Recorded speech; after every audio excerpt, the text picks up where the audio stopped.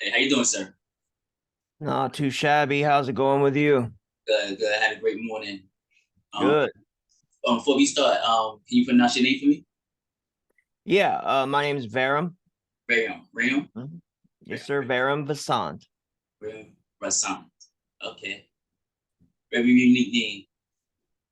Thank you. Thank you. Yeah, it's got a lot of meaning behind it. So I like it a lot. It's a chosen name, I'll admit, but it seems to work so far. Okay, all right. Let's get started. Want to introduce yourself? Sure. Yeah, my name's Verum. I am man, I don't even know where to begin.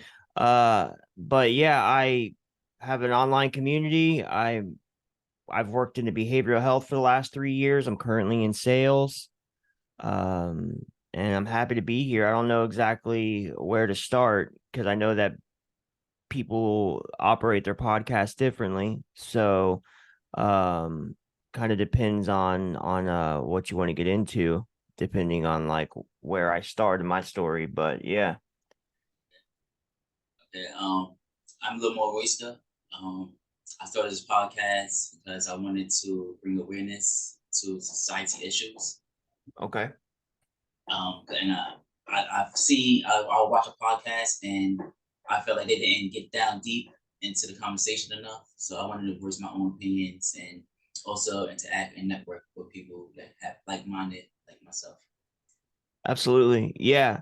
I started my own community and podcast for similar reasons. I've been in recovery now for going on 6 years after 10 years active addiction. So I ended up working in the recovery field myself. The recovery field just, man, it just doesn't cut it. And I'm not somebody that can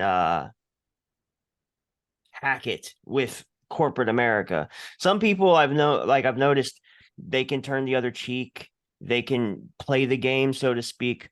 It's not that I can't play the game. It's that I don't want to waste my time and my effort bullshitting. If it was an actual video game, yeah, I'd be great at it. If it was an actual game, but it's not a game. It's a life, and uh, I'd rather have more say and control over my life. So I just didn't really hack it, so to speak, with corporate America. And that's all that the mental behavioral health field is just corporate bullshit. Even the nonprofits corporate. So I respectfully found my way out. And I got back into sales. However, I still have that itch that I want to scratch, and that is that I'm a giver, I'm a healer. I uh am somebody that likes to serve others, and I find that through my podcast, I can, I guess, reach that goal. So that's what brought me to it. That's what had me started. I started a brand more than a podcast. I started a brand, and I didn't even really mean to. I just stumbled into it. But it's called the Vagabard Community, and my channel is called Vagabard Live, and I have a couple different shows. I have one main show it's coming to an end. We're wrapping up season one, and then I'm going to go into post production and edit them all down and repurpose them to post them onto YouTube and actually have the podcasts out there. But it's more than just a podcast. I have a website that's currently under construction that I aim to launch around the same time as the YouTube. Um, and there's a lot more to it. There's a lot in the works. There's a lot of conversations being had, and I find myself at the crossroads of independent media and recovery, and that's where I find that the Vagabard brand thrives, is in that crossroads. So Yes, you read about a lot of things you said, especially with the recovery being difficult. I was Yes. telling Kevin about a program I was in New York. Um, it's called the Doe Fund, Ready, Willing, and Able, and it's a shelter for men. It's also got a women's in Brooklyn, and you got for the first 30 days you do NA. It's mandatory. You can't leave the building. You get rid of any drug tests. And then for the 9 months to a year that you're there, you work for them, and you save 60% of your check. You still get rid of any drug tests. You can't drink. You can't smoke. No weed or nothing like that. Even though weed legal in New York. Um, and then after the 6 months to a year, you either work with them completely as in-house, or you could go out and find a job yourself. And it's one of the best programs you got because you don't really have stuff like that. People they got one in Pennsylvania, and people in Pennsylvania come to New York for our program because Pennsylvania Okay. have the same stuff as New York has, even though it's the same company. Um, so so it's very hard to find programs to help with recovery and abuse and stuff like that. Yeah, it really is that something that is strict? It's not strictly for like New York residents. It sounds like people come there, you said, strictly for that program. No, it's just people that's in the shelter. So you could come from another state, go into the shelter program, and just go there yourself, talk to the people. They would drug test you. If you got none in your system, they take you right away. If you got stuff in your system, they'll tell you to quit, and they will test you like 2 or 3 more times and see if your levels go down. If your levels going down, they show you it shows that you're compliant, and they'll let you in.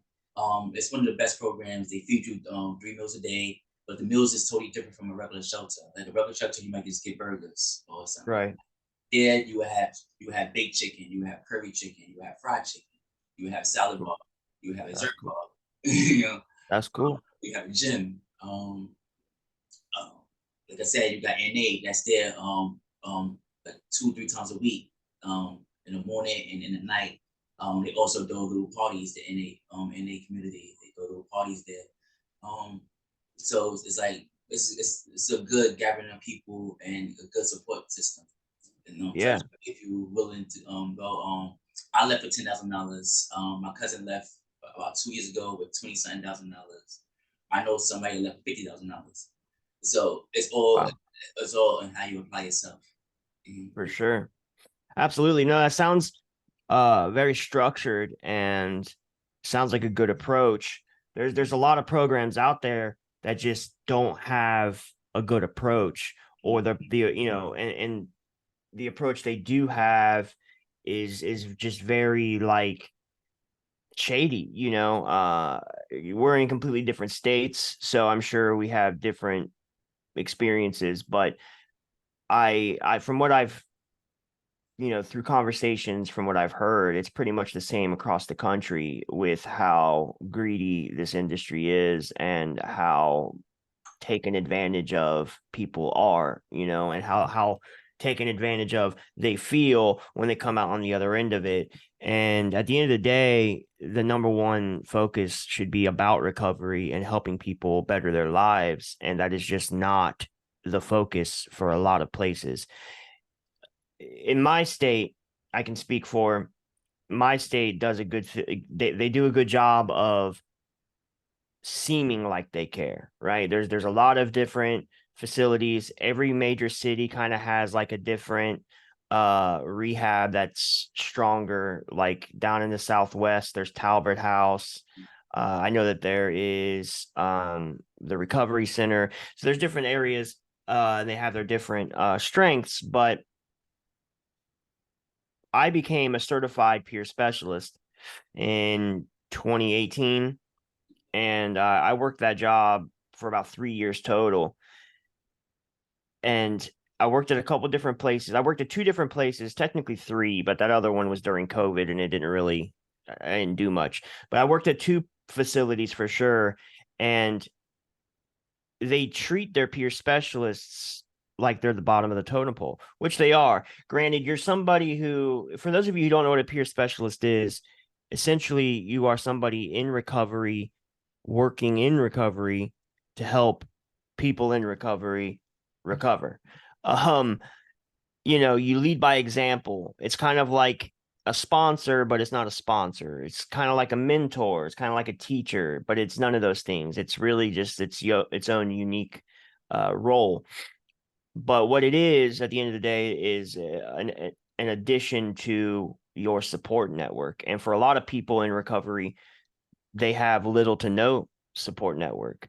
And so having even one person in your support network is more than zero. So, it's really important to build a strong, successful team of doctors and therapists. But a lot of those people are on the other side of the fence and they don't have anybody. Like, I often felt like I didn't have anybody that represented me and had my best interests in mind behind closed doors when my doctors would talk to one another when I went through my rehabs. I thought that they were just pushing me through the system to get me through the system. Oh, this guy, he's smart. He knows what he's doing. He'll get better. Here's some drugs. Take these, withdrawal. You'll be fine.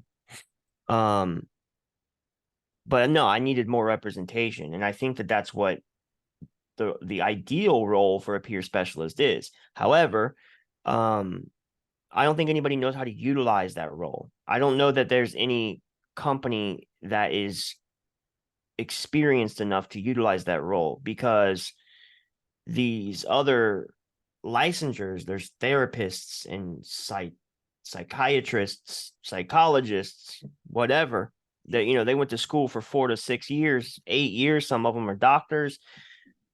And then you are in recovery. You did a 90-day program, got a certificate, and here you are working at the same facility, expecting the same kind of respect.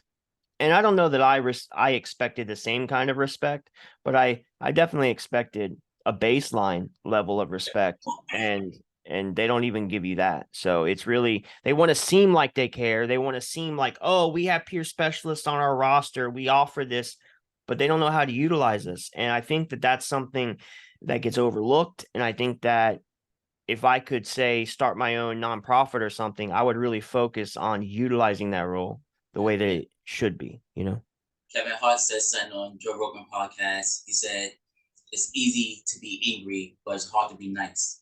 And that's so true. And Yeah. I'm a freelancer, so I work in hospitality. So I do cooking, or I do either like work like porter work, dishwasher. So Yeah. and like, even though they say freelance, you work for yourself, we really work for a company. And this company, no matter what happened, you could walk into a place and person be like, I don't like you, and they could get on the phone, be like such a, and you banned. That's it, you done. That's it. And like, and you, it's not really freelance. It's nothing free about it, Right. So like you said, like, it's always some hidden agenda in the system Yeah. to keep Yeah. us down, and Yeah. but like, in society though, can everybody be rich? Can everybody be successful? Would it be able to prosper if everybody was successful? Probably not, and this is probably why you got the rich and the poor. But like, the way they treat us, the people with property, is crazy. Like, Yeah. in New I think York. there's I think there's room for everybody to be successful. I think that there's an audience for everybody. I think that there is progress for everybody. And I think that if we had a society and a culture that was designed to incentivize everybody, even people with second, third, fourth, fifth, sixth, seventh chances, that, like, the truth will set you free. So if you are an honest society, being honest to one another, there is going to be a disparity. Mm. There is going to be people in poverty. There are going to be people that take advantage. There are going to be thieves and crooks. That's going to happen. But what I'm saying is, if you open the door for these crooks to walk out at any time and say, hey, man, there's at any time you can walk this lane and we'll help you, they'll be more inclined to, and there's always going to be that revolving door. But I think that there is room for everybody to be successful. I don't think everybody will be always. It's not like everybody's utopia. Everybody's always going to be taken care of. It's just not going to happen. But there should be room for everybody to be successful. Yeah. And I think there is. Yes, like I think it was David Rothschild. He said he wanted a world full of thinkers. He don't want a world full of thinkers. He wanted a world full of workers. It's something Yep. like that. Something similar. I'm Was it a paraphrasing. Roth? It was either a Rothschild or a Rockefeller, one of them. But yeah, Yeah, so and that's the thing. Like a lot of like you're gonna need workers. You're gonna need workers. Like it's and like yeah, exactly. the way they do it though, like you said, it's room for everybody to be successful Yeah, and to embrace other people um creativity. yeah, Yes, this person may not be able to be a mechanic, but this person may be a great artist. So we should right, encourage that person to be that great artist. right. Should nurture that. Yeah. Right. Yeah, absolutely. And you know, right now in today's day and age, if you said like, oh, if everybody that wanted to be an artist could be an artist, boom, they Mhm. would be, and then we wouldn't have any mechanics and blah blah blah. No, I don't believe that at all. I think that we were raised to believe the working class was the struggling class and that nobody wanted to struggle. So everybody associated the working class jobs as, oh, I don't want to struggle. I don't want to be a plumber. I don't want to be a this. I don't want to be a that. And so everybody leaned into creativity. But that's fine because we've had ages in our history like the Renaissance where creativity thrived and it changes the world. And that's fine. We can go through these stages, but it's not like mechanics are going to die out, you know? It's not like construction workers are going to die out. The economy works. Let me rephrase that. The economy is sustainable because it works. So what I mean by that is if there's a lack of construction workers, then that's going to be a high demand job, Yes. and then people are going to want to do that job because they're going to want to make the money. Pay more for that job too. Right. They want to do it. Right. Everybody wants to be creative right now because everybody associates creativity with being a rock star. Being a rock star gets you paid. You get to live the life you want and you stay paid. Fuck yeah, who doesn't want to be creative, you know? So we live in a life where that's the most aspired thing to be because you know, we were led to believe It's free. that the working class was a struggling class, and I just, there's nothing wrong with either direction. I think that the worker bees, right? Because that's another thing is like I don't want to get into the restaurant industry and then just serve and flip burgers for the rest of my life. Well, who said you're going to flip burgers for the rest of your life? Why can't you become a manager? Why can't you become a general manager, an owner? Why can't you? And we have all of this like small picture thinking. We don't have enough big picture thinkers.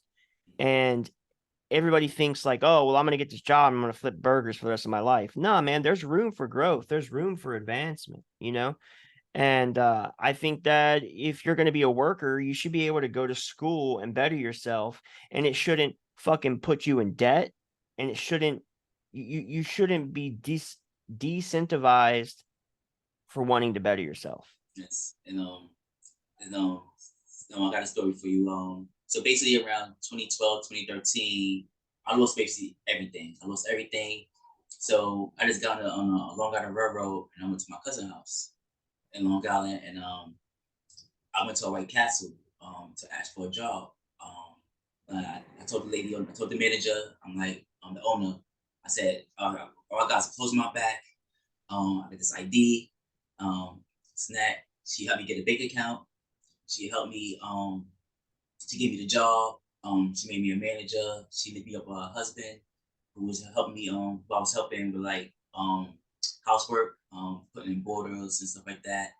Um, cleaning gutters, stuff like that. And she and he paid me $200 a day just to do that. So I had a lot of money around this time. But I told you the story because that woman, she worked at the White Castle since she was 14 years old, and now she owned it. And I didn't know how old she was, but when she was 14 till 2013, she became an owner of that White Castle. She only had two bosses: the one that watched all White Castles, and Yeah. one that basically the CEO. Right. runs the full franchise. And, Yeah. and that was amazing. Like you said, you had to work flip burgers all the time. You could become the owner of that White Castle. Right. Yeah. And and I can see why, like, the worker bee life is not luxurious, but I think that there's a time in our life where we're meant to grind, and then there's so I'm kind of working it out, where I can kind of I'm building a curriculum, because there's several, rather, concepts that I revisit a lot. I find myself, like, re saying and reimagining and stuff, and I'm finally starting to, like, write this stuff down. But this is another one of those things, um and that's, I kind of imagine it like a highway, and we have moments in our life where we're driving and we're just grinding, and there is no exit. And you might be looking for an exit, but there is no exit. There's nothing you can do. There's no where to go. But then we have moments of opportunity. So you might be driving from major city to major city, and in between those major cities, there's a lot of country and not as many exits. So when an exit does come by, you should be able to recognize, oh, that's an opportunity. There it goes. But if you miss that opportunity, you're not going to get another one for a while. But then Yes. you come into a major city and there's moments of opportunity. And this moment of opportunity is huge, and there's opportunity everywhere. So if you miss an opportunity, there's another one a mile down the road. And so there's moments where we're driving and grinding. And then there's moments where I call them, it's grinding and moments of opportunity. Those are the two stages. And I can see why, the worker bee life is not very luxurious, but that's just your grinding time, That's when you're supposed to be stacking up, hoarding, and banking up some G's, so that when that moment of opportunity comes, you have the funds to put a down payment on something or invest in something or whatever. um and there's just not enough of this kind of education out there. There's a lot of people saying a lot of shit online, but there's no real direction. So there's a lack of education, but then B, there's a lack of direction. So Yes. I've been like I started this company a year ago. December 30th would be a whole year. It'd be the year, and I had so many trials and tribulations, and I'm still going through trials and tribulations. And right now I'm trying to get out of one now, and this is why I'm in a whole new location from where I was at before. Um, but everything fell into place. I got a new location to film in. It's better locations in Manhattan. It's lower Manhattan, so it's very more professional for me doing it inside an apartment in Brooklyn. Um, right. the Zoom interviews, I can do that anywhere. Yeah, I can do that from anywhere. So like I'm doing right now. So I'm not really worried about that. Um, I saving more money now because I'm not catering to people needs where like I was buying food, I was buying liquor, you know, just to make people comfortable in the environment. Since I'm not doing that no more, I'm saving more money. So everything worked out for the better. You know. Yeah. And I think that it's, with a lack of direction, it's hard to, like, be able to identify what's a moment of opportunity and what is, like, a false narrative, like a false flag or whatever. But um yeah, it's just it's a lack of direction. And to go further on that metaphor of like driving around, it helps to have some kind of navigation system. And yeah, that's what I aim to do. Is I aim to provide some sort of roadmap.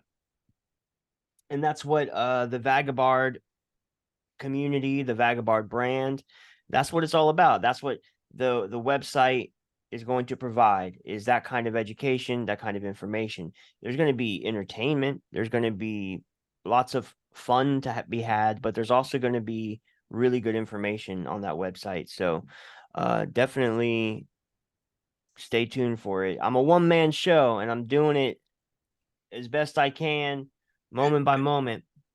yeah, like But that's what I but was I'm saying. I'm Yeah, getting there.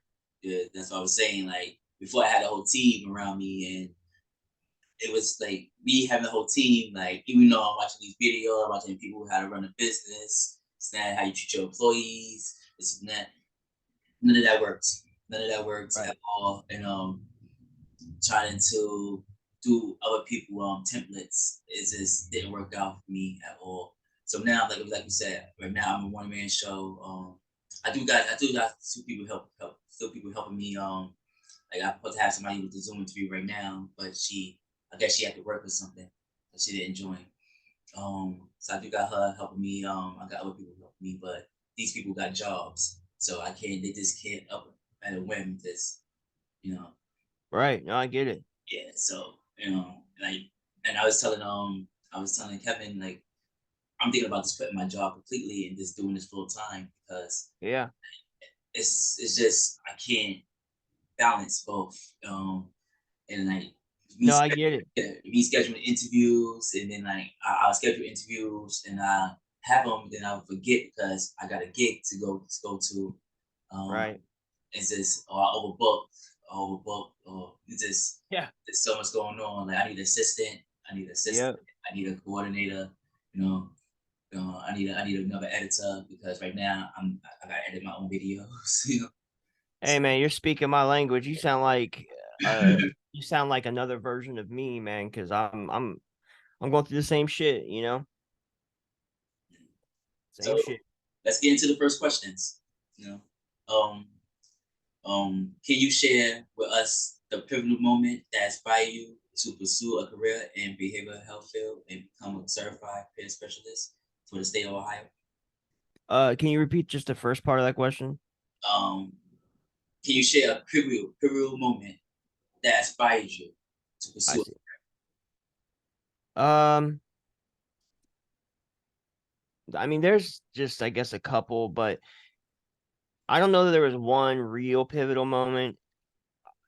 Just things worked out for me. So I knew that I had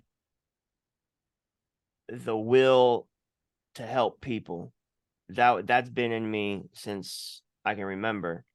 When I became of age to consider going to college, I thought about going for this or that. I ended up not going to college really.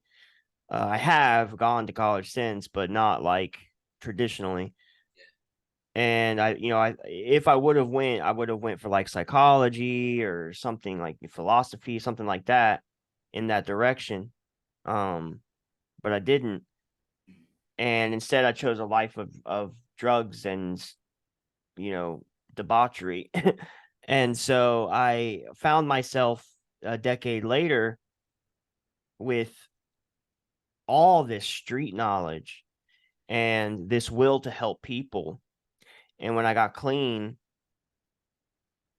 I was tired, and I worked a bunch of dead end job after dead end job after dead end job. And I decided to, well, like I said, the plan is just aligned. Um, I lost my job, my factory job, for unjust reasons. So I was put on unemployment. That gave me 6 months of some kind of income. And my toxic relationship that I was in at the moment, my ex-girlfriend left me because I didn't have enough money coming in for her to use me for. So it was a good thing getting fired because she left.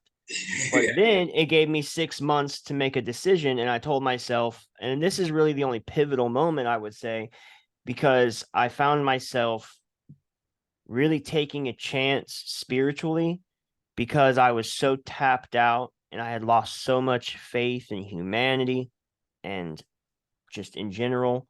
Um, and I just, I'm gonna do this. I met somebody who introduced me to what peer support was, showed me how to apply, how to do it, and I was like, whatever move I make, as soon as I found out that I was like that, not only was I eligible, but I was approved for unemployment, I was like, okay, 6 months. This is the first time in my life that I did not have to find a job for the sake of survival. Every job that I ever had up to that point, I've got because of survival, instinct. Oh, I need a job, so I'm gonna take the first one I get. Mhm. And then that one's not working out, so I'm gonna take the next one that I get. And then every job after that was just, oh, I'm gonna take the first one I get because I just need an effing job and pay the effing bills. So for the first time in my adult life, I was able to breathe and clearly look into the future. Mhm. And I said, fuck it, man. I'm gonna bet on myself. And I took a gamble spiritually. And I said, all right, I'm gonna let my guard down. And if the universe can show me that this is worth it, then maybe I'll rethink some shit. And the planets aligned, doors opened up, and because I tried, genuinely tried, the universe looked out for me. Ask and ye shall receive, man, is like one of the truest statements spiritually that I can say. Ask and you shall receive. Okay, that's amazing, man. Can you elaborate on House Vincent and your multimedia project? How does it span different platforms, and what is the grand vision that fuels your ambition and inspiration? Yeah, sure. So I touched base on it a little bit. So Vagabard is is the media side of all of this. Okay. Uh I mean it's recovered. So there's three main pillars that hold up the foundation of what Vagabard is, and that's self-expression, mental health awareness, and spirituality. Those are just the three main. Just that is the foundation of Vagabard. We stand for those causes. So Mental Health Awareness Month is a big month for Vagabard, which is May. Um, you know, I took a chance spiritually, like I said. So now I'm a very spiritual person, and self-expression, because self-expression to me is what maintained my sanity in recovery. Well, throughout active addiction and recovery, creativity and self-expression. So through those, through that foundation, I've it's taken me a bunch of places, which is what brought me to doing the podcast. I'm about to begin a blog.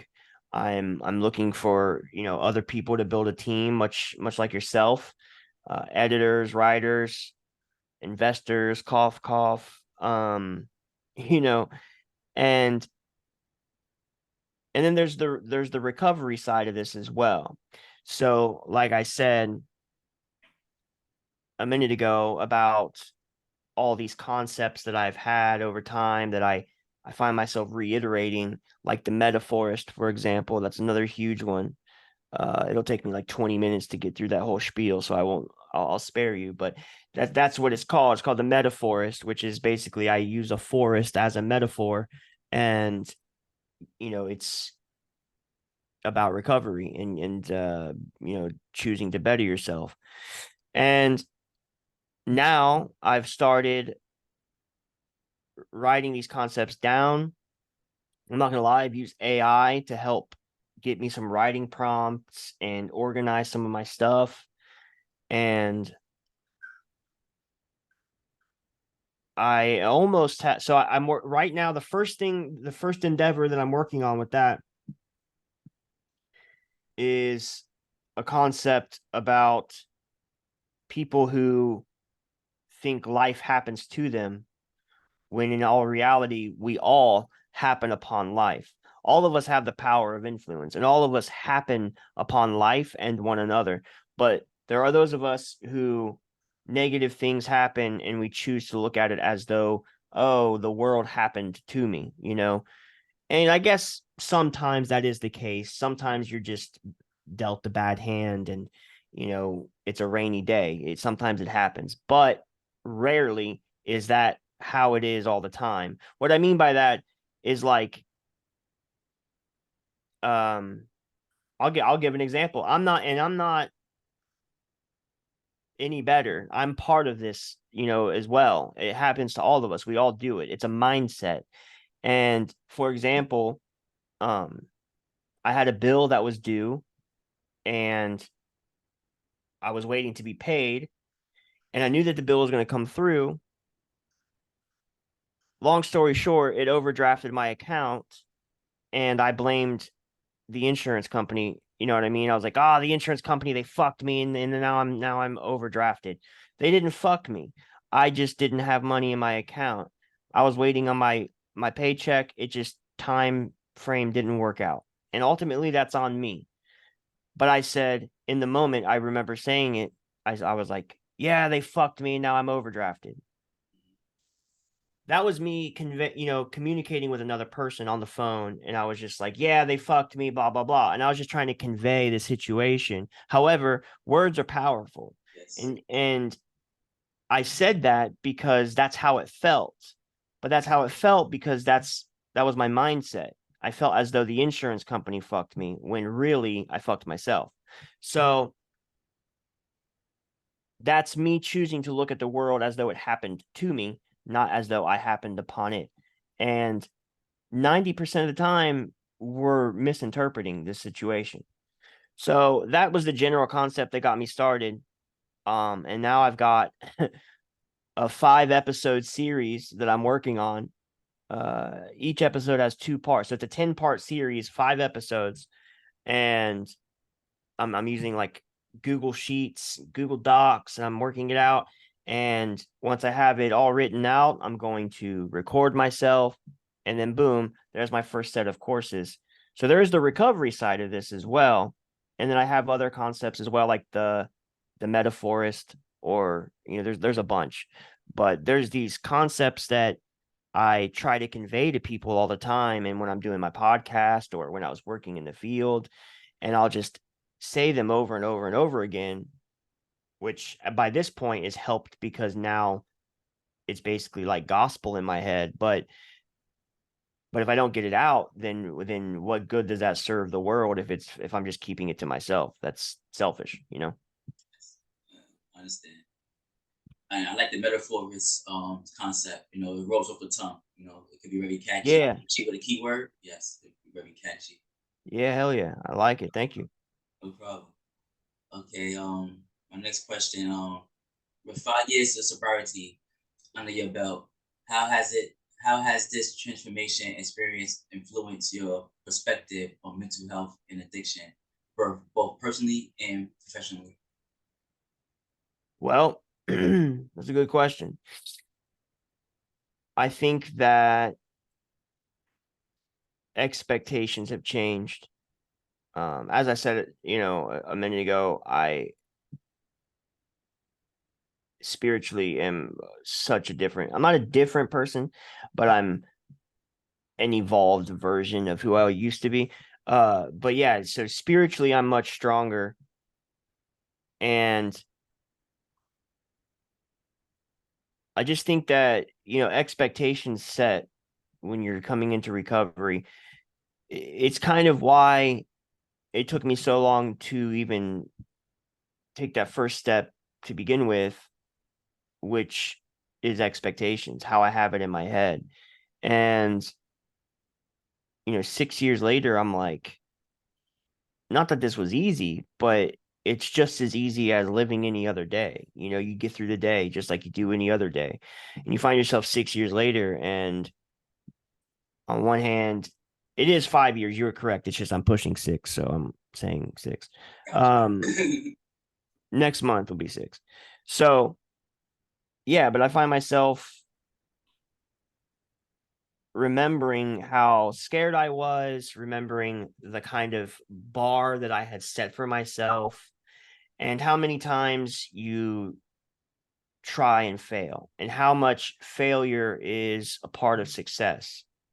And that's a major thing, I think, as far as answering the question goes. That's definitely something worth mentioning, is the amount of failure that actually leads to success. Yes. If you don't fail, you can't succeed. Yeah, I mean your successes are planted in the ashes of your failures, you know. I said I felt a lot in the past year, and all I do is keep learning, changing up. You know, right now Yep. I'm at a good space right now, so hopefully this be the right path. If I fail again, I'll take lessons from that and try again. Yep. Step Yep. up. Yep. Um, my next question for you is building a healthy relationship is a significant aspect of life now. Can you share some insight into how you cultivated and maintain a positive support partnership amidst your journey of recovery and personal growth? Do you mean like with my like relationship, like with my Uh, partner? Partner or business partner, Oh, okay. could be anyone. Yeah, I mean, I can't emphasize enough how vastly different it is to live with my current girlfriend versus my ex-girlfriend. Uh, she was so toxic. And One second. Okay, you can finish up. Sorry about that. no, you're good. If you could repeat the not the full question, but I know you're asking about relationships, but in what regard? um, healthy relationships, like keeping a healthy relationship, positive, maintain a positive support system. Like how have I been able to maintain it, you're asking? Yeah, like what's the Oh, difference okay. from the past, and what had you changed from the past to now to keep your relationship healthy and Yeah. I positive? mean, just listening. And I'm not the best listener, but you know, that so listening combined with always trying to be a better person every day, trying to be better than you were yesterday. Those two things combined, I mean, takes you a long way. And I think that it's awesome the relationship that I have, like what's helped me maintain it, right, is having somebody that I genuinely love, somebody that genuinely loves me back. Um, but that's hard to find. I get it. And you have to get to that point. So what I found was somebody with a lot of differences than mine. Like we have a lot of similar interests, but I honestly think we probably have more like different interests than we do similar interests, to be honest. But where we're the same is in character and morality and worldview. You know, that's what's important. And you don't want somebody who's too similar. Like I understand how nice it would be to have a partner that you go to concerts and see the same music and go to, but there's other things. You don't want somebody who's completely different than you. That's not what I'm saying by any means. But um because you do want to go out and share experiences. Obviously, that's a major part of having a partner. But what has worked for me is having somebody. What I often find myself saying about my current relationship is that we are um exactly the same in different ways, Okay. I and understand. that's what helps. I understand. Opposites do attract. So, For sure. and like my last relationship, like you said, I didn't listen. Like, and I had to do was listen to her at certain points. And certain points I didn't have to voice my opinion. And I feel like me not listening and me voicing my opinion at the wrong times is the reason why we split apart. Even though it was never no physical abuse, it was never no verbal Right. abuse. It was just I just didn't listen to her opinions at times. And Right. I understand what you're saying. Well, I mean, it's important that you acknowledge that. It's important that you know where your faults were, because even if you're not the, even if a relationship ends and you're not in the wrong, right? Um, you had faults.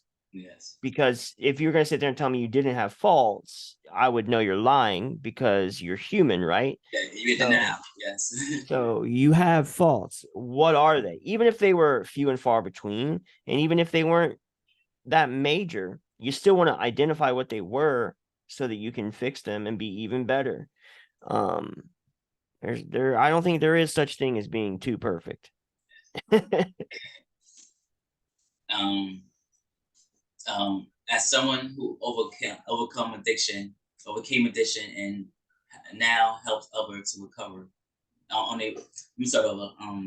As someone who has overcame addiction and now helps others in their recovery journey, what advice do you have for individuals currently facing similar challenges?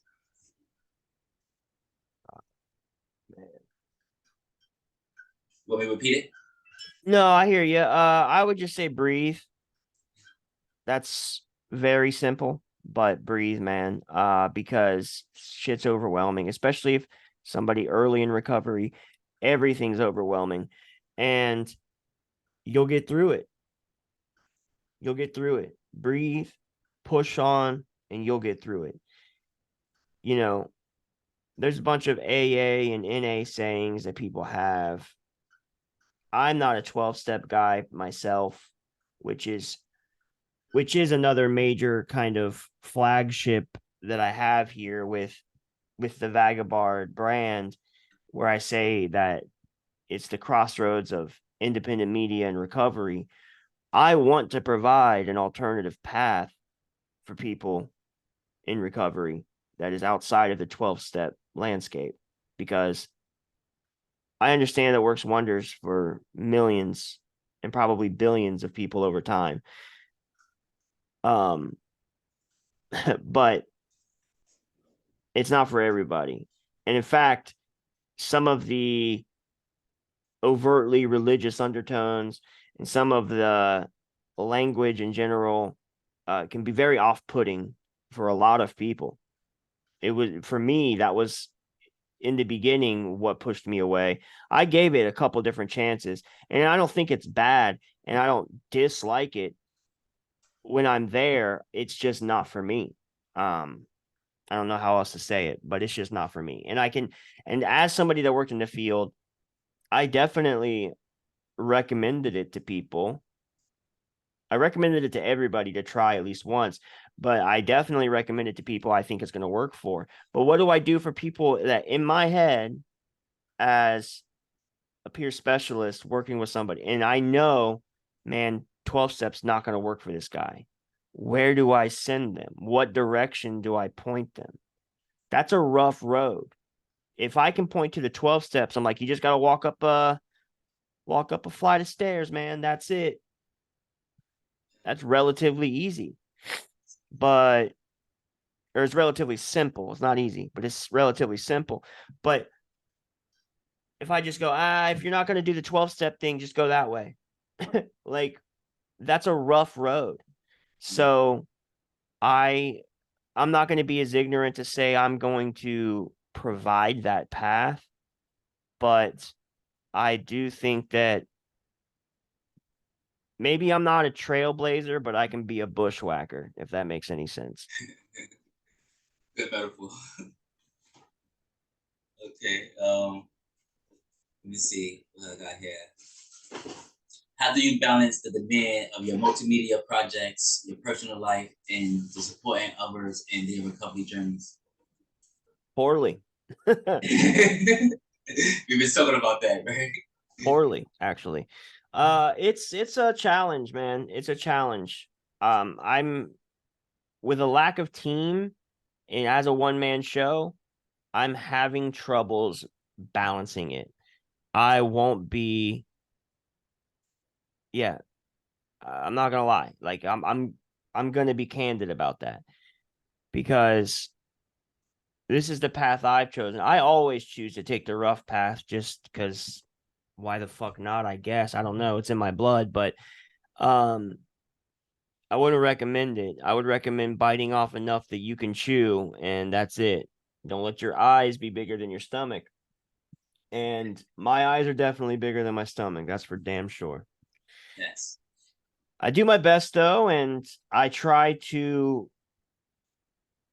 use the same practices from other areas of my life, like my relationship, for example, in that I try to listen and I try to be my best self. And, you know, I do those things and just hope for the best, But I'm always open to change. That's a huge thing, is being open to new ideas, not being too stubborn. If you're gonna have a path similar to mine, you have to be malleable. Um, yeah, there was another word, but I lost it. But yeah, malleable, malleable. I got you. I got you. All right, I got a good question. I think you might like this one. What are some common misconceptions or stigmas about addiction and recovery that you would like to address or challenge? Interesting. Well, there's a lot of stigma about addiction, and there's a lot of stigma about recovery. Where do I even begin? Hold on. Well, first of all, I can say that not all addicts are bad people. In fact, most of them are just damaged people. Very few are just actual pieces of shit that don't give a fuck. Very few. There are some, but very few. And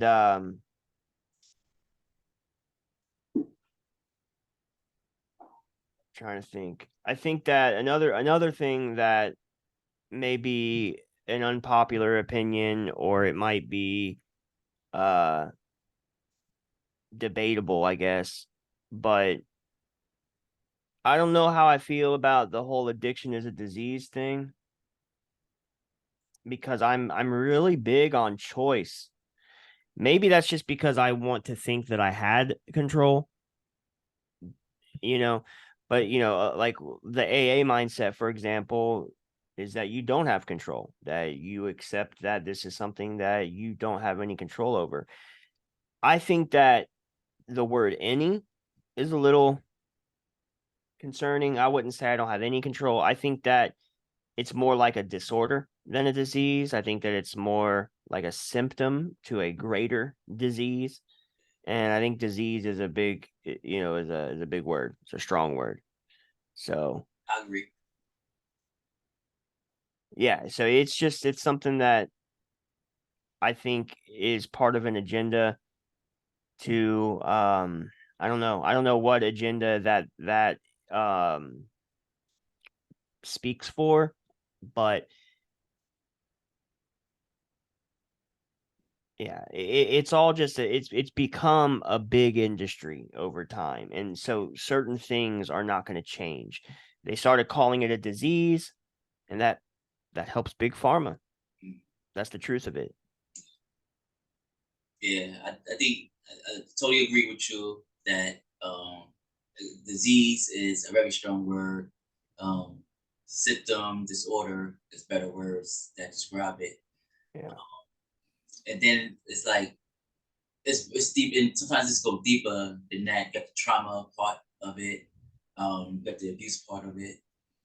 yep, Um, so like the people who make this using drugs is to cover and mask the pain that yep, they face, and they just don't remember or feel. Um, right, like I said, I've been hurt recently, very, very bad. People I trusted, people, I thought would never treat me or do me wrong, and they stabbed me in the back 3, 4 times, and oh so yeah, you just gotta learn from your mistakes and try. Like you said, every day's a choice. You can choose to be a puncher bag, you can choose not to be a puncher bag. You can choose to yeah, be an addict, choose not to be an addict. Um, it's all in your strength. And when it's time, it always take time. It always time. Sometimes people just not ready for that move yet. that's true. That So, is true. and then once they're ready for that move, you can't stop them. You can't tell them nothing. They would never look back. Right. Yeah, yeah.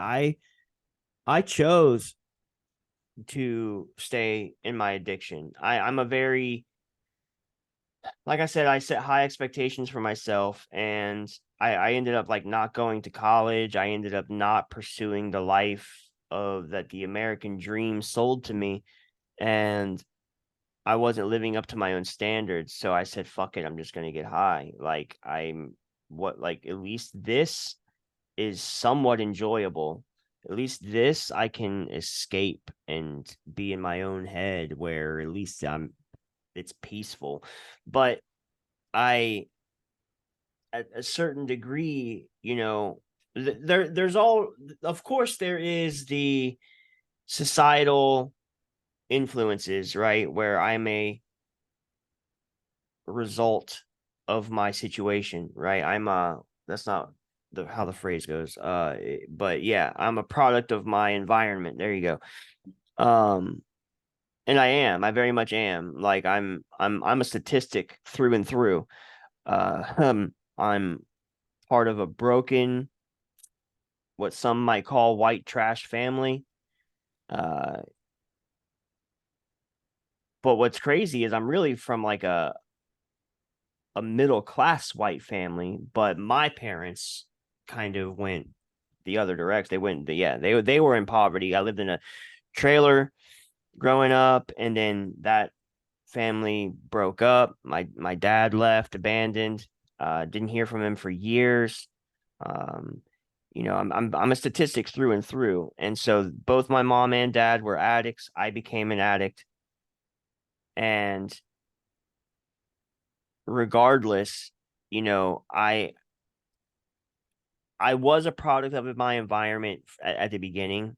I started using drugs because I was experimenting, because that's what was available, because of the environment that I was in, the state of mind I was in. And a lot of that was out of my control, I will admit. Beyond that, certain degree, and I think that this degree is different for different people. The age, the time, the moment when it happens, there's a click, there's a snap where you're no longer a product of your environment. You are now making this decision. And that happens. It happens. And I can almost remember when it happened for me. I don't remember like when it was and where I was, but I remember the moment happening where I had like a little discussion with myself. I was high as fuck and I was just kind of sitting there meditating. Some would call it nodding out, but I was meditating. Um, I've been spiritual. Just because I got more spiritual in my recovery doesn't mean I was never spiritual. And as an active heroin user, when I got to those higher states of mind, I tried to make the best of my shitty situation, and I tapped into the divine powers. Even though some would say you're blocked off because you're using substances, so you're not really in touch, and that you're not tapping into God's energy, you're tapping into the devil's energy. There's a bunch of fucking debatable arguments, whatever.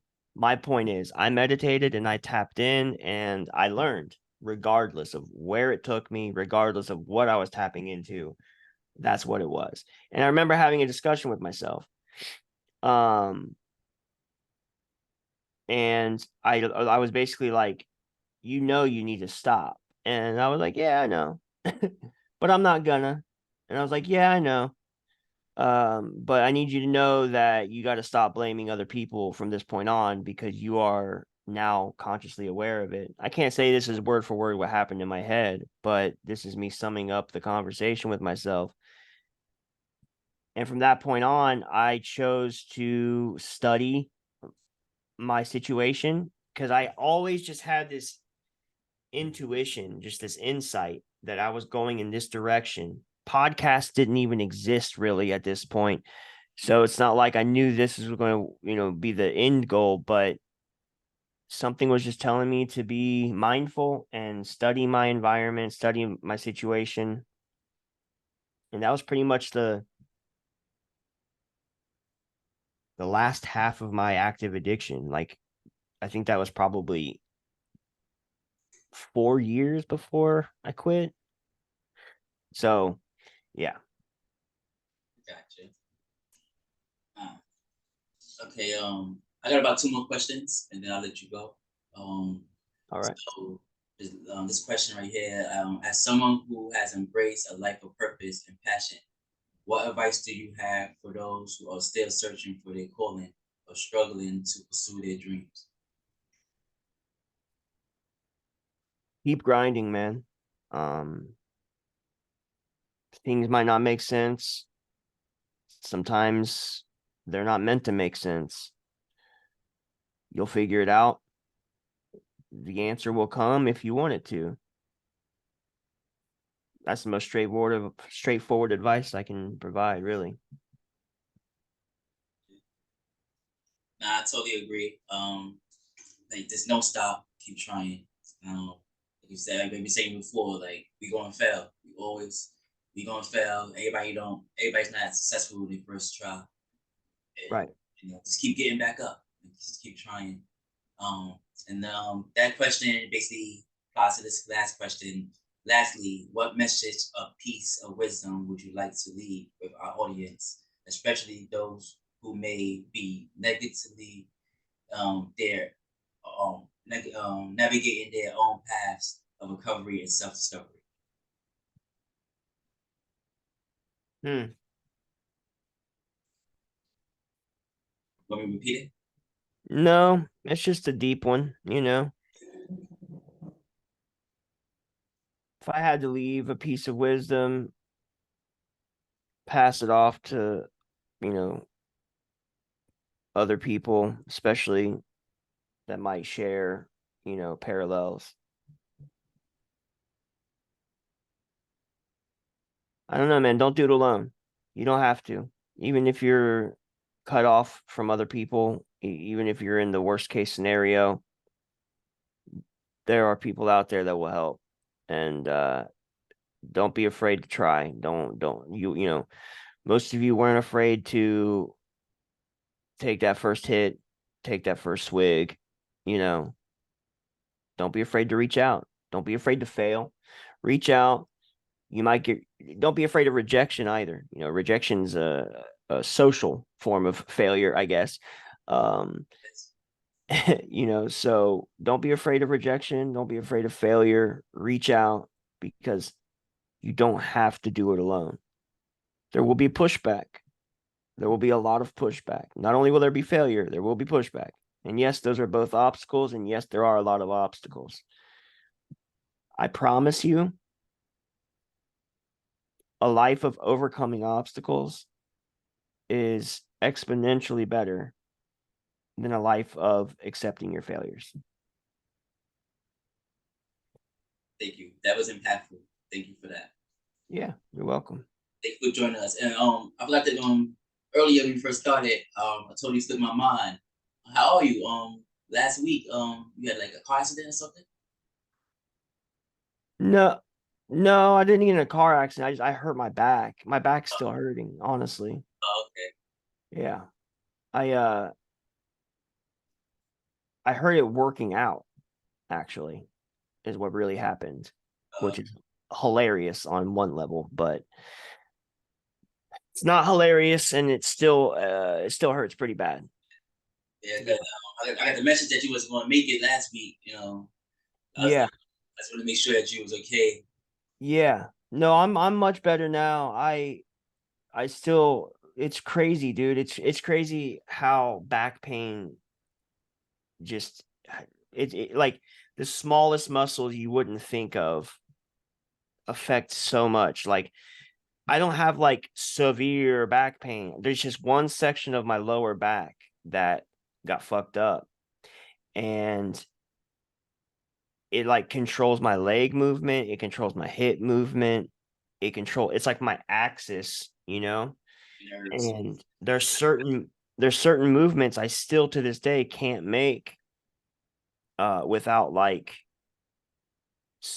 without support. It's crazy. I went to the Renaissance Fair last year actually. I went this year too, but last year um I bought like a staff and I was literally using it as a walking stick like a fucking wizard or something. And it was actually very useful, so that's nice. But um Yeah, dude, it sucks.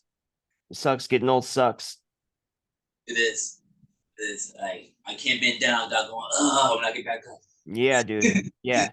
And honestly, this kind of speaks to my little concept about recovery, because I get that question a lot. What does recovery mean to you? You know, stuff like that. And I think recovery is balance, which is funny because I was just talking about how balance is something I need to work on as far as time management goes. But I think that recovery is the balance between your elements. Like,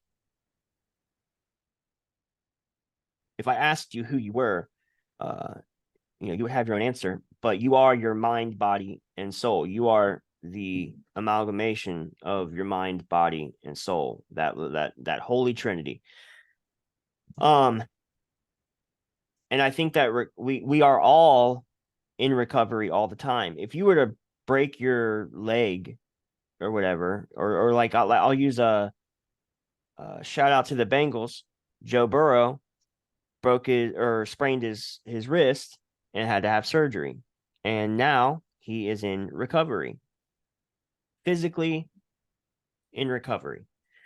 Well, if I'm in recovery for drugs and alcohol, I'm kind of spiritually in recovery. I mean, I'm physically in recovery at the beginning too, because I'm withdrawing, but I'm spiritually in recovery.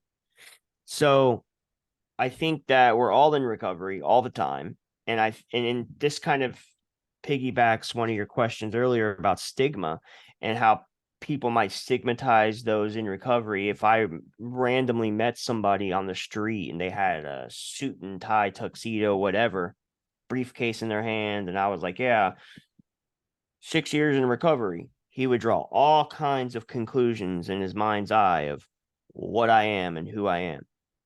But we're all in recovery all the time. And we're all balancing that trinity, mind, body, soul. Yes. So you agree. It's balance, it's a routine, it's eventually it becomes a tradition, because Yeah. sad, we're going on 6 years now. It's a Yes, tradition. sir. Yeah, you're right. That's true. That's very true. Yeah. All right. Thank you for joining us. Thank you for joining us at the Uncomfortable Truth podcast. Tell me your handles and everything. Oh, yeah. So um my name's Verum Visand.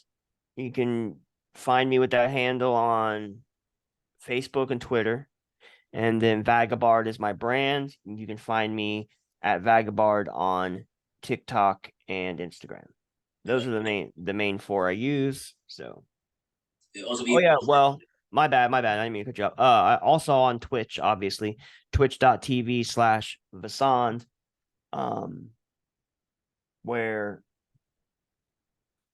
not as much anymore because we're bringing things to an end, but I'm still intending on, as far as routine goes, staying consistent with my streaming. I stream twice a week, Mondays, Fridays, 1 p.m. Eastern Standard Time.